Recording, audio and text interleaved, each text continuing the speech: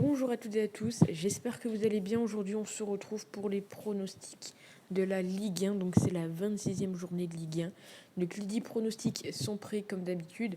Je vous les montre et je vous explique mes choix. Donc, on commence. Tac, le but, c'est de les jouer en simple et non pas de les combiner tous les matchs, bien évidemment. Donc, on commence avec Montpellier contre Rennes. Donc, c'est le premier match, c'est ce vendredi.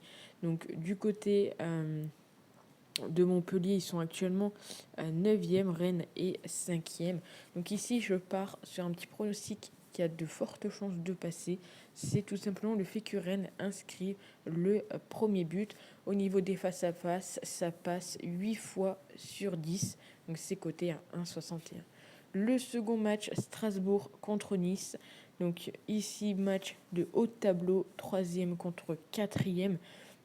Information très intéressante, le moins de 2,5 buts qui passe très souvent entre ces deux équipes.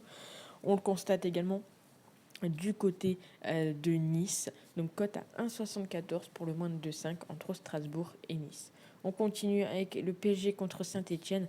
Alors malgré leur mauvaise performance, j'ai envie de dire, contre Nantes, et le fait que Saint-Etienne soit enfin sorti de la zone rouge et revienne plutôt bien, j'ai quand même envie de me dire que le PSG devrait logiquement gagner ce match, et je les vois bien gagner par au moins 2 buts d'écart. C'est coté à 1,43. Il faut savoir que de base, la cote du PSG, elle est dans les alentours des 1,15. Monaco contre Reims. Donc je suis parti sur de la double chance, Monaco ou nul et le moins de 3,5 buts.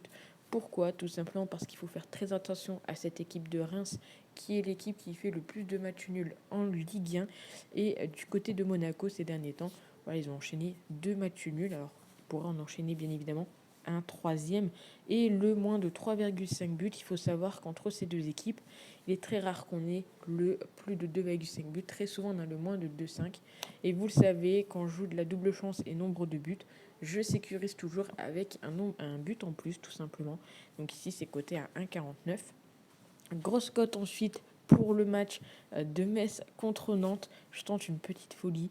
Les Nantais devraient logiquement s'imposer. Après, ça reste du football.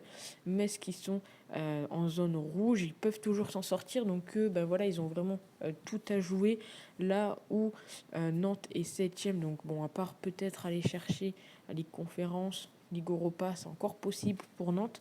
Mais il y a beaucoup plus d'enjeux pour Metz tout de même.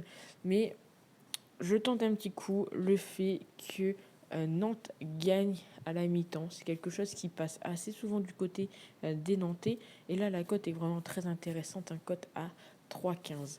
On continue avec Bordeaux contre Clermont. Alors, si je dis pas de bêtises, il me semble que Bordeaux, c'est actuellement la pire défense en Europe.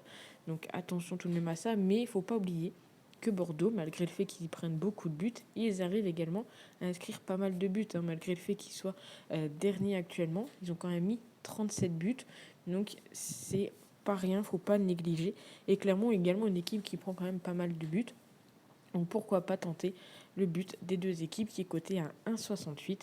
Ensuite, on a Angers contre Lens. Là également, de fortes chances qu'on ait les deux équipes qui marquent. Au niveau des face-à-face, ça passe 9 fois sur 8. 4 fois sur 5, on a le plus de 2,5 également. On sait que les deux équipes concèdent des buts. Lens, c'est une équipe qui est très offensive, mais qui malheureusement sur des erreurs défensives peuvent se prendre assez rapidement des buts. Donc à voir, mais une cote à 1,76 pour les deux équipes qui marquent, ça peut vraiment passer. On continue donc avec Brest contre Lorient, où ici je suis parti sur le fait que Brest pouvait potentiellement mettre au moins 2 buts à cette équipe de Lorient. Donc c'est le 12e contre le 18e. Encore une fois, attention, les bas de tableau vont commencer à jouer le tout pour le tout. Donc il se peut qu'on ait bien évidemment des surprises comme on a pu en avoir la semaine dernière et les semaines d'avant. Donc ici, le fait que Brest marque au moins 2 buts, c'est coté à 2,04. On passe à l'avant-dernier match, 3 contre Marseille. Donc ici, je suis parti sur le nul où Marseille est le plus de 1,5 buts. Donc encore une fois, 3 qui est une équipe bas de tableau. Du côté de Marseille, ils ont joué cette semaine, donc il y aura peut-être aussi un petit peu voilà, de fatigue. Donc cote à 1,54. Et pour finir, Lyon contre Lille, où je tente le petit match nul. Je trouve que les Lyonnais ont un petit coup de mou. Enfin, voilà, j'ai pu assister au match Lens-Lyon. Et honnêtement, j'ai été un peu déçu du jeu des Lyonnais. Après, c'est mon simple avis, bien évidemment. Et il faut savoir surtout que Lille perd très rarement contre Lyon. Si on regarde un petit peu sur les 20 derniers matchs, il y a eu seulement 3 victoires des Lyonnais, 9 matchs nuls et 8 victoires des Lillois. À savoir que Lyon est donné clairement favori. Je crois qu'ils ont une cote à 1,75 dans ces eaux-là, ouais, 1,78. Donc pourquoi pas également tenter Lille au nul, ça pourrait être sympa également. Bon, après, ne pas oublier que le match se joue à Lyon. Donc voilà pour les pronostics de la Ligue 1. N'hésitez pas à me dire ce que vous en pensez dans les commentaires, à vous abonner à la chaîne si ce n'est pas déjà fait, et restez bien connectés vu qu'il va y avoir une voire deux autres vidéos qui sortiront sur la chaîne. Donc sur ce, je vous souhaite à tous de passer un agréable week-end. On se retrouve très vite pour de nouveaux pronostics. Ciao!